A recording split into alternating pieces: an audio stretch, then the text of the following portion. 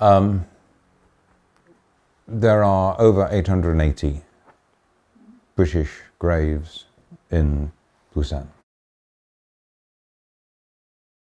At the moment, I'm working through it slowly. I've done over 600 of them. Because as you know, at the moment, the gravestone only gives you the barest details of the individual. It doesn't tell you anything really about the man himself.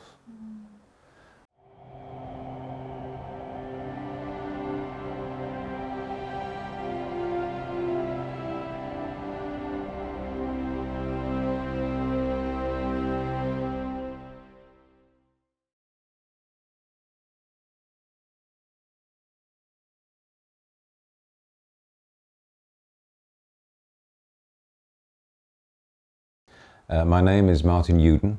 I'm now 67. Previously, I was the British ambassador in Seoul, and before that as well, I lived in Korea 3 times in total, working in the British Embassy. So I've lived over 10 years in Seoul in my working career. So I went to Korea first in 1978. So I did that and then worked in the embassy. So that was from 78 to 81. Then I went back in 1994. By that time I was the political counsellor. Again, I was there from 94 to 97. And then I returned in 2008 to be ambassador. That was from 2008 to 2011. So while you were working in the embassy in Korea, did you do anything related to the Korean War? Absolutely. I mean, the main emphasis there was the revisit program that the Korean government started. And I was very lucky that in 1981, I think it was the first revisit. And so I was there for that. I was able to meet the veterans, very large contingent in those days, and I was able to be involved every time they came back, and both my other postings as counsellor and as ambassador. So it was a great privilege for me to be able to meet these fine old men and to discover their stories. You are helping with researching about the individual stories of the soldiers. So it was a contact with you, Stephanie, on Facebook that gave me the idea, which you already had, that it would be lovely to know more about the individuals whose graves are marked by these gravestones. Because as you know, at the moment, the gravestone only gives you the barest details of the individual. It doesn't tell you anything really about the man himself. Well, I think we started corresponding about this in December 2020. So I suspect we really started in earnest in the next months after that, right at the beginning of 21. Meeting the surviving veterans of the Korean War has given me a great affection and respect for them all, particularly in the context of them coming back to Korea. I mean, after all, here in the UK, they are just another old man. You wouldn't know they're any different. They may walk a little bit straighter and a bit taller, but they're the same as any other old men.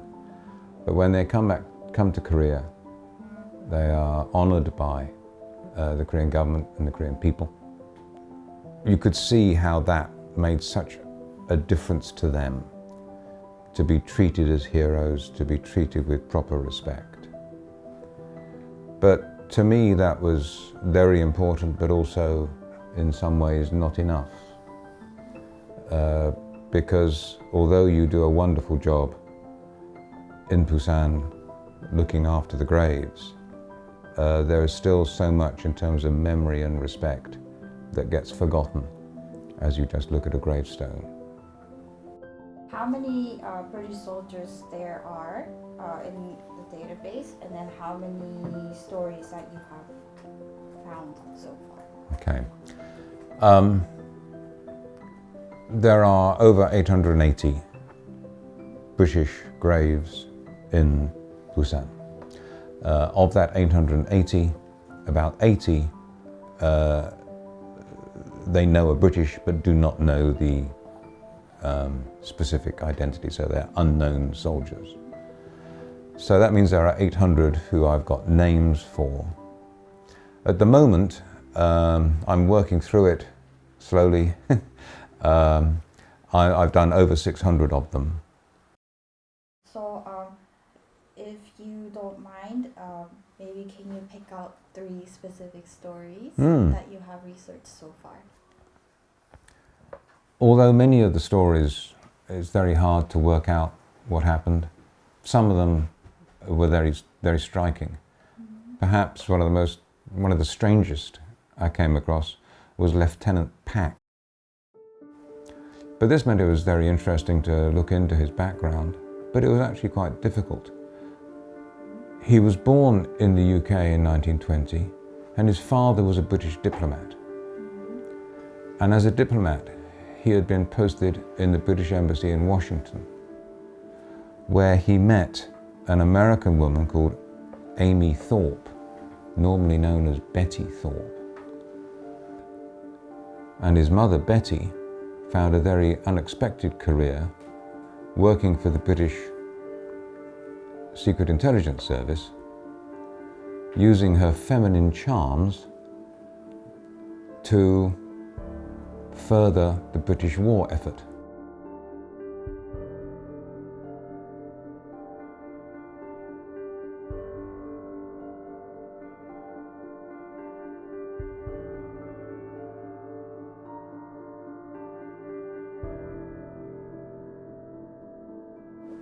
Before they married, but the diplomat married Miss Thorpe and brought her back to England to have their son.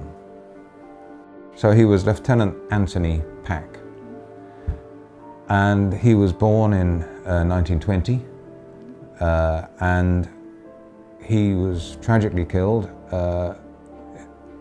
leading a charge against the enemy, for which he was given a military cross. So, as we say, that was a posthumous military cross, which is one of the highest awards for bravery. So, Rifleman Harold Liddell, he was born in 1920, so he also served in the Second World War. And he was involved in the retreat from Dunkirk in 1940. But he took shelter then with a Belgian family. But he was captured by the Germans, and the family that looked after him, the parents were killed by the Germans, and the daughter was sent to a concentration camp.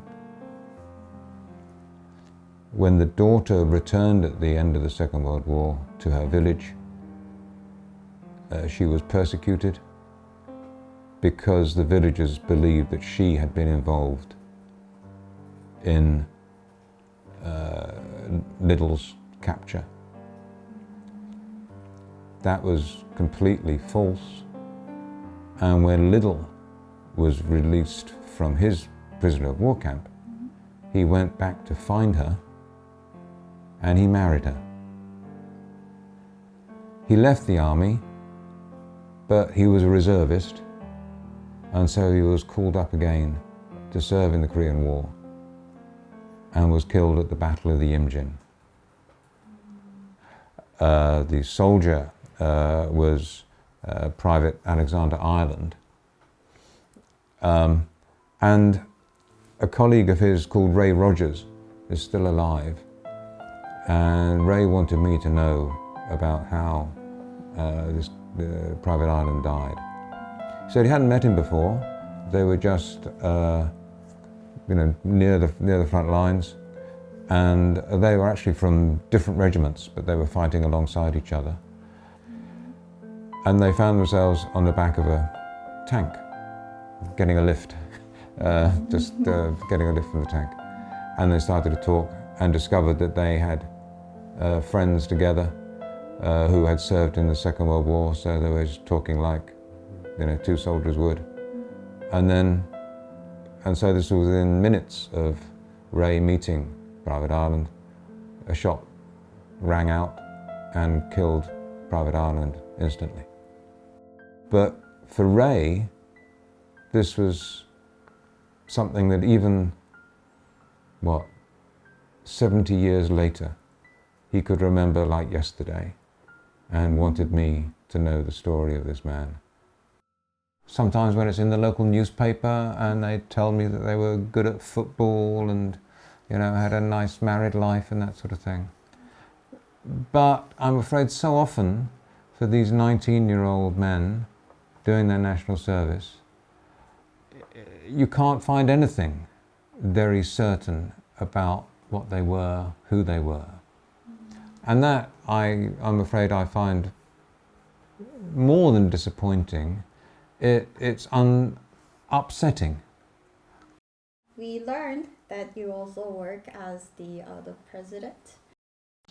They asked me to take this on, if you like, almost as an honorary position. The association still has over 100 members who served in the Korean War, but I hope too that we can represent every British veteran of the Korean War, whether they're a member of the association or not.